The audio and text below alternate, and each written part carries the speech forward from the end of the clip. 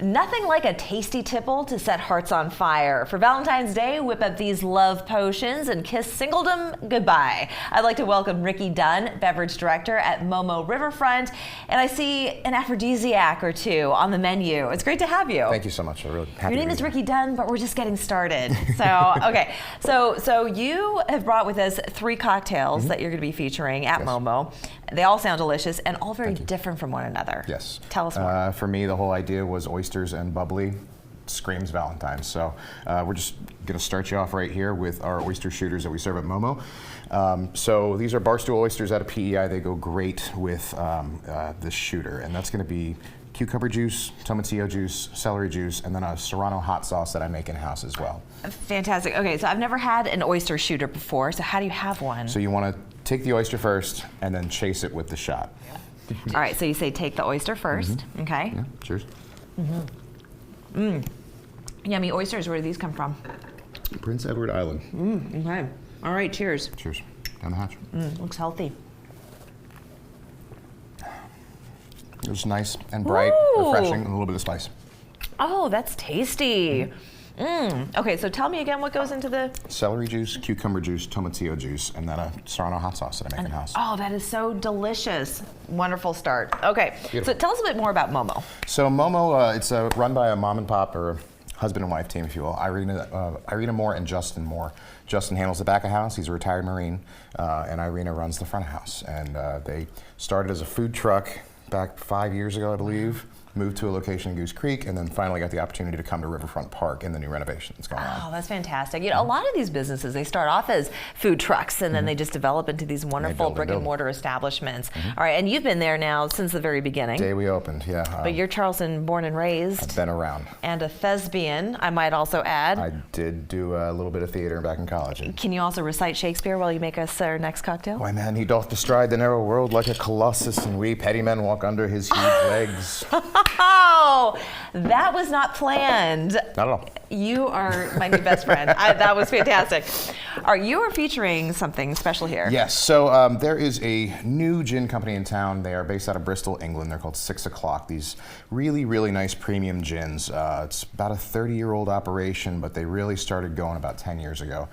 Their product launches in Charleston this week. I'm running a partnership with them over at the Wine and Food Festival, so we'll be serving their gins alongside our food in the festival. So. Fantastic. Speaking of Shakespeare, from Bristol, England, yeah. Bristol, you know? Yeah, I know. Absolutely. There's a little parallel. All right, so how do you make this next drink? All right, so this first one is going to be called a slow down time, okay? A lot of people have heard of slow gin, they've never used it before. Slow gin, it's basically you start with a London dry gin and then you macerate it with slow fruit, very similar to blueberry, cherry, or plum in there. Ooh, so, okay. So we're just gonna start with... I don't know that I've ever had slow gin before. About an ounce. I've usually have, it's very herbaceous usually, you tend to get in a definitely martini. You get the juniper out of the gin, but the slow is, it's hit with a little bit of sugar, so it's kind of sweet and fruity and really nice. So. I love the color too. Right. Yeah, this looks tasty. So we're gonna do that slow gin. Now next up we have a grapefruit thyme shrub, and I make all these shrubs in house. Now what is a shrub? So a shrub, ancient way to drink fruit that's gonna be gone, you know. Basically you take your fruit and you muddle it down with sugar and vinegar and you create this sweet and tart kind of a brine thing.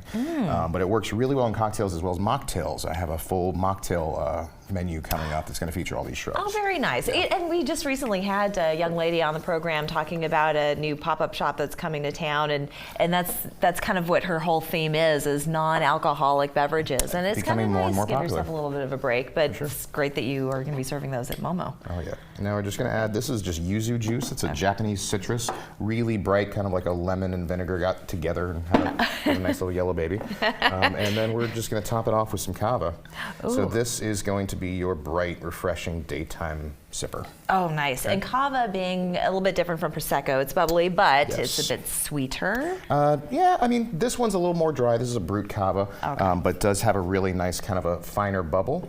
Prosecco is going to be your more heavier bubble, if you will. And that is so pretty as well. Now we're just going to finish it off. We've got a little grapefruit peel. We'll just kind of put that right over the top. And while I sip on this, you're going to make the next cocktail. Sounds good to me. And this is what's going to break everybody's hearts.